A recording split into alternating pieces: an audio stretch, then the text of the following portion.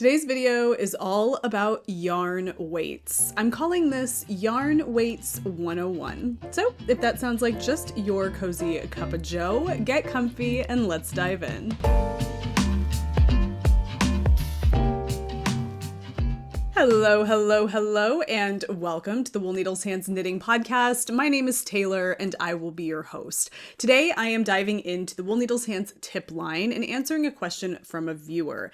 And this question is all about yarn weights and understanding the basics of yarn weights. While I've covered yarn substitution videos in the past and lots of yarn-related videos that do in some way bring weight into the equation, I haven't tackled this concept or this idea in one video dedicated to yarn weights, and I'd love for this to be a place that you can come back to time and time again as reference. And so today we're keeping it simple. I'm not going to overwhelm you, but I'm going to share with you what you need to know to really understand and be confident when it comes to substituting yarns as it relates to the weight of the yarn. Now, I want to read the question from the viewer, but before I do that, I just want to take a minute to thank my sponsor, which is the lovely folks that support the Wool Needles Hands channel over on Patreon. This is a fantastic place to go if you would like to see lots of additional content from yours truly, or if you would like to help support the work that goes into producing content every week here at the Wool Needles Hands channel. Head over, check it out. It's free to browse, see if it's for you, and if you would like to stick around and help support that way,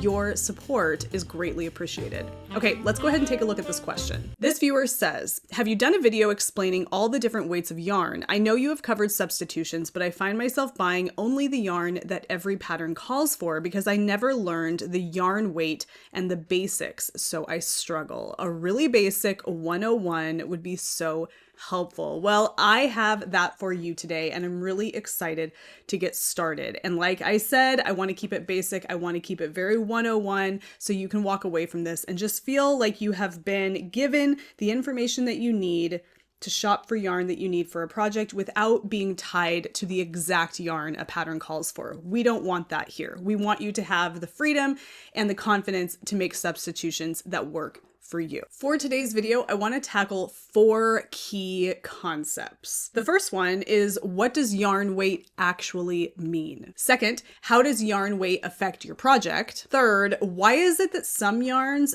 feel different even though they're the same weight category as other yarns? Some key takeaways on how to effectively substitute the yarn that's called for in the pattern. Just a quick side note, we are dealing with a mostly cloudy day, but mostly cloudy means that the sun peeks through from time to time. So you're going to notice the video get darker and brighter as it goes on. Just bear with me. There's really nothing I can do about that. Okay, first things first, let's cut right to the very beginning and answer the question, what is yarn weight? And it's really important to remember that the yarn weight has nothing to do, not really, with the weight of the yarn in your hand. It has everything to do with the thickness of the strand of yarn. Now, those of you sitting there saying, no, the weight of the yarn as it relates to the length of the yarn does matter. Well, we are going to get to that. I know what you're thinking. But for all intents and purposes, when we talk about the yarn weight, or when somebody says, what is the weight of the yarn? What we're really referring to here is how thick is the yarn that you're using. Here is a quick visual of the standard yarn weight system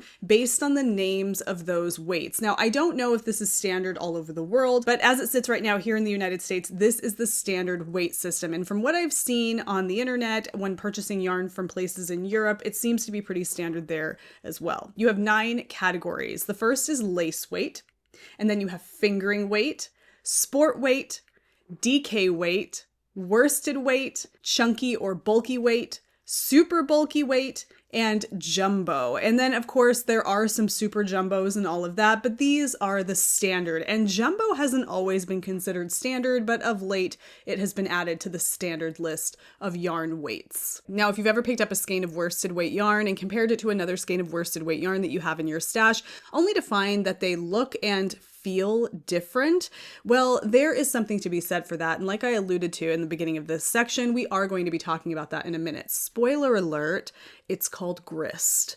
But before we get to that, let's move on to how these weights will affect your project. So quick and dirty, why does weight matter and how is it going to affect your project? Well, it's going to affect your project in 3 big ways. The first is drape, the second is warmth and fabric density, and the third is gauge and sizing. Choosing the right weight of yarn can mean the difference between having a light, airy, and floaty shawl or a heavy and dense one, or between a perfectly fitting garment and one that's way too big or way too small. These 2 photos here represent the same project. However, one is knit with DK weight yarn and one is knit with fingering weight yarn. And you can tell by looking at the photos, it would be much easier to tell this if you were in person with this project, but you can tell slightly by looking at the photos that the one that is knit in DK weight yarn looks ever so slightly more dense than the one that is knit in fingering weight yarn. The difference is subtle, however, it is noticeable. And these fabric characteristics that you see here are directly impacted by the initial weight of the yarn used to create the shawl. Remember, lighter yarns like a lace, a fingering, or a sport are going to give you more drape and a much lighter fabric. On the other hand, heavier yarns like Aran, super bulky,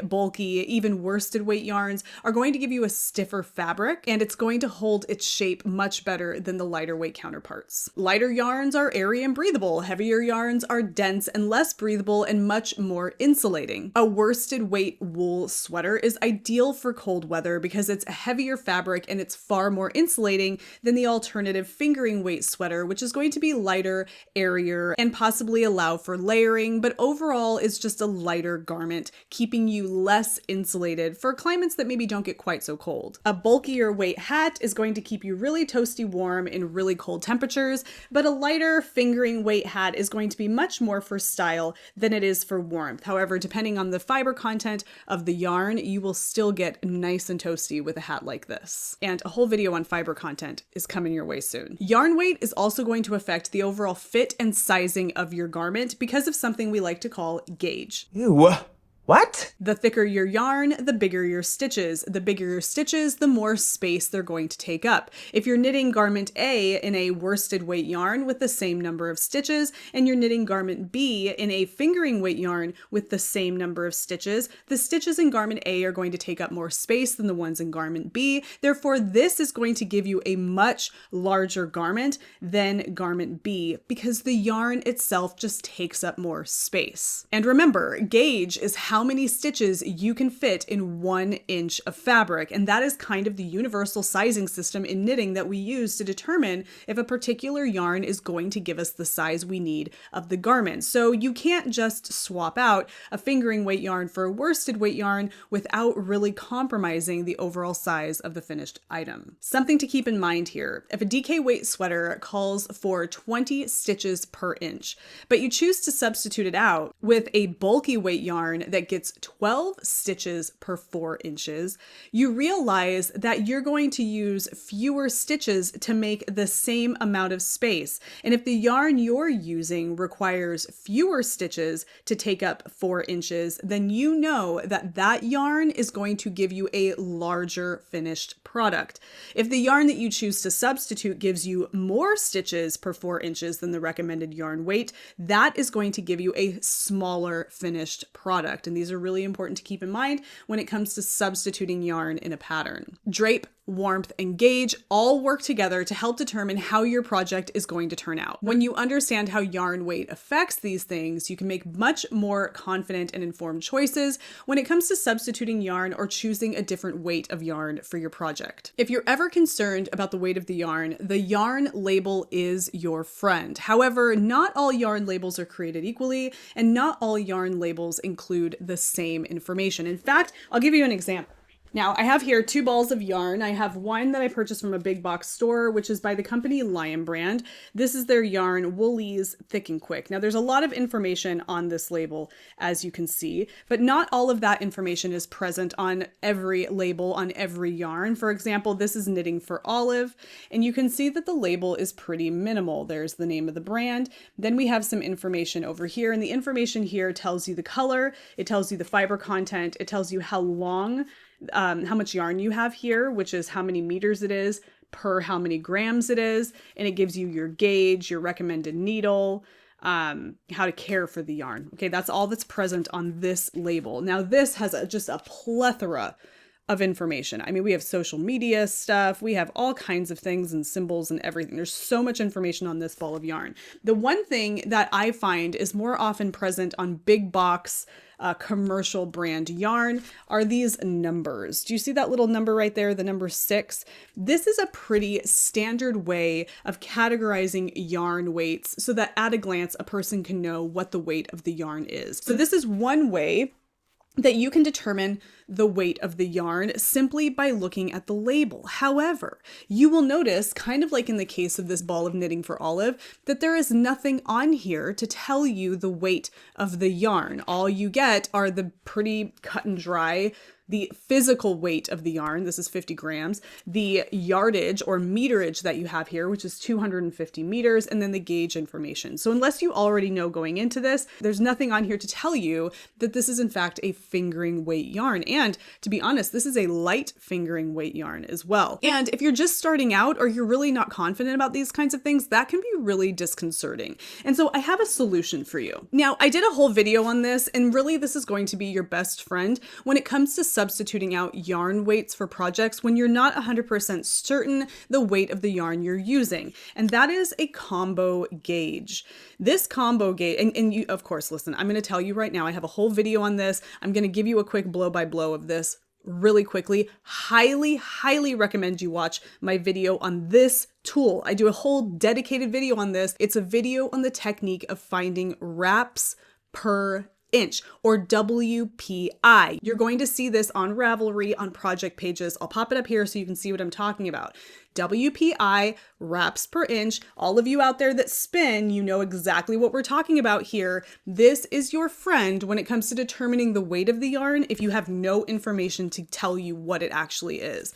Again, watch the video, it tells you how to use this. But based on how many times you can wrap that yarn around this little belly section of the tool here determines what the actual weight of the yarn is. For example, if it's a fingering weight yarn, I should be able to wrap it around this tool in this section over a 1-inch section anywhere from 19 to 22 times. A sport weight is 15 to 18 times, and all of that goes on down the list. Watch my video, I'm telling you, it's great.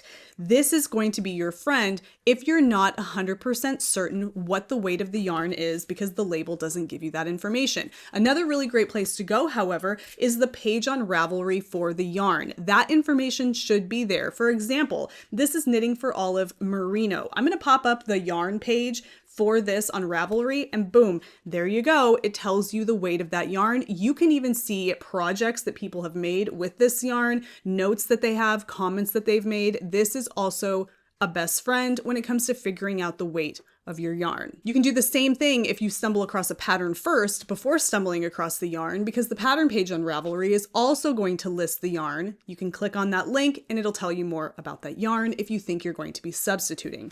But if you're talking about working with yarn from your stash that maybe the labels are missing or the information's not there for you, get something like this or watch my video and I give you some alternatives to help you figure out wraps per inch. Now, I do have a video about yarn substitutions and I will link to that down below in the description box, but here are some basics so that you can substitute out your yarn effectively and confidently. Now, the first rule of thumb here, and I recommend this to anybody who is wanting to substitute yarn or play around with something different for a particular project they have in mind, and that is to stick to the same weight category. If the project that you want to make calls for a worsted weight yarn, stick to the worsted weight category. Once you get comfortable doing that and you feel like you've got yarn substitution down to a science, then feel free to break the rules. But if you're not 100% confident, you need to stick to the same weight category. But do you remember earlier in the video where I said that not all worsted weight yarns are created equal and you might get one worsted weight that feels different than another or one DK that feels different than another?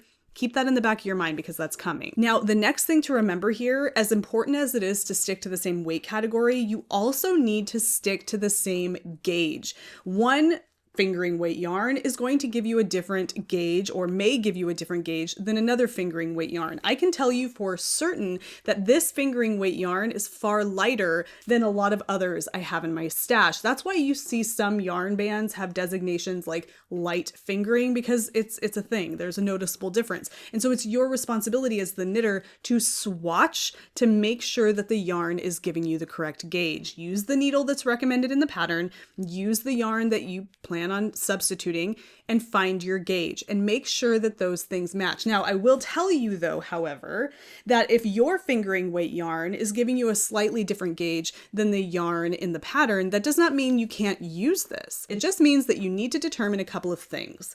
How do you like the fabric you're getting with that yarn and that needle? Do you love it? Then don't abandon that. I have a video for this. Use the gauge that you're getting right there, figure out what your stitches per 4 inches are, and then determine the size in the pattern that's going to work for that gauge and give you the measurements you need.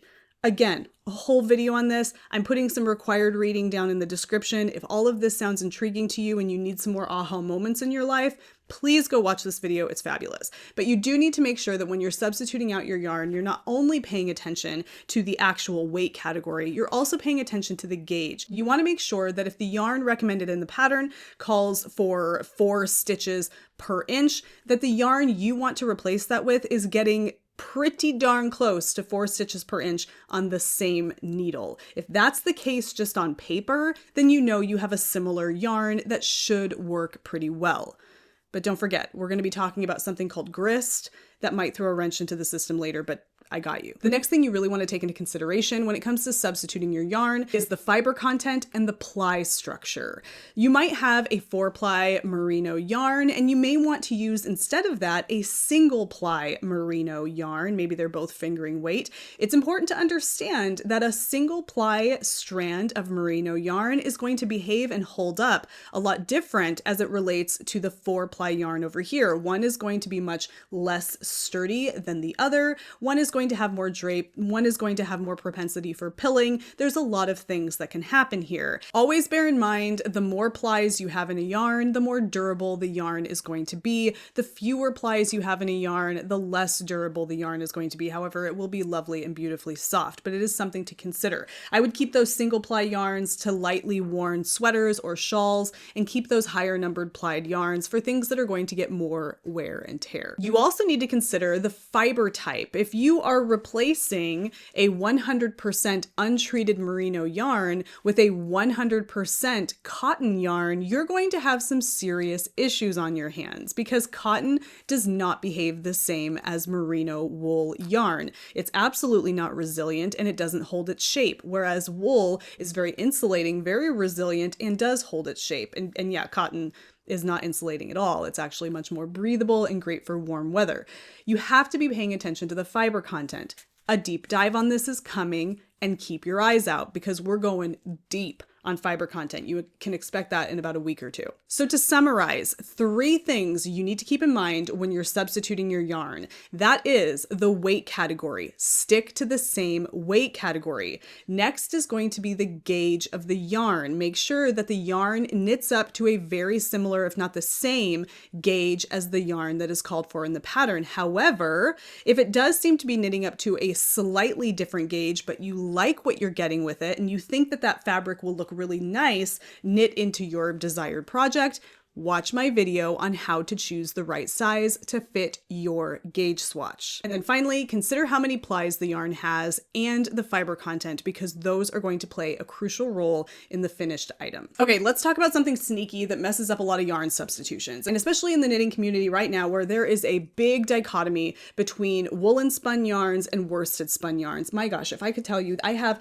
a whole list of videos that are coming your way in a new series that I'm producing right now. It's taking a lot of time and energy and research, and I cannot wait. There is a whole video coming on the differences between woolen and worsted spun yarn. So just side note. But there is something that throws us off when it comes to comparing 2 different yarns. They might be 2 yarns of the same weight category. In fact, I can show you. Here we have 2 yarns of what I would say is roughly the same weight, but there are 2 glaring differences between these yarns, and that is called the grist. Think of the grist as the density of the yarn. It's like when you pick up up a skein of worsted weight yarn and you think, wow, you know what? This is really lightweight, very spongy. It doesn't feel quite as heavy as this skein of worsted weight yarn over here. It feels more, what's that word? Dense. And that's because it is. And that's because of the way it was spun at the mill. The grist was determined by the mill and the people who were designing the yarn. They wanted it to be more or less dense. And so that's what you get, is you get a yarn that is more or less dense. And that density is going to affect your final project because it directly impacts the weight of the finished garment or the item, which is going to impact the drape. It's going to impact the wearability, the warmth, and all of this. Grist is essentially the ratio between the yardage of yarn or the meterage of the yarn and the actual weight of the yarn, meaning the weight of the yarn on a scale, how much it weighs. Basically, how much yarn you get per gram. I remember when I first started knitting and I was trying to substitute out yarns, everybody would tell me, well, if you're just trying to substitute, just make sure that the yarn is giving you the same number of meters per how many grams. And that's a really difficult thing to compare when you have all of these different yarn options in front of you. So you're just essentially looking for a yarn. If I'm trying to find something that's similar to Lucky Tweed by Kelborn Woolens, this gives me 210 yards per 100 grams. This isn't a very dense yarn. I grabbed the wrong, you know what? I'll be right back. I feel like this is going to be the same thing. We get into grist and I start getting real nerdy because this is always so fascinating to me. Okay, so this is Peyton's Classic Wool Worsted, another kind of big box brand, but it's a fantastic yarn in my opinion. We have 194 yards per 100 grams, 194 yards divided by the weight, which is 100 grams. I mean, quick math, that's going to give you 1.94. And that is 1.94 yards per gram. That is your grist number. Okay. And I think, and you can let me know if you're a spinner down there, that is technically how they do it in mills when they spin yarn. You get that yards per gram numbers. So we take the total number of yards divided by the total weight. And so for this knitting for Olive, we have 250 meters. I'm not exactly sure how many yards that is. Pardon me while I look this up. 250 meters, 2 yards is 273 yards. Okay, so we have 273 yards divided by 50 grams. This is a 50 gram ball.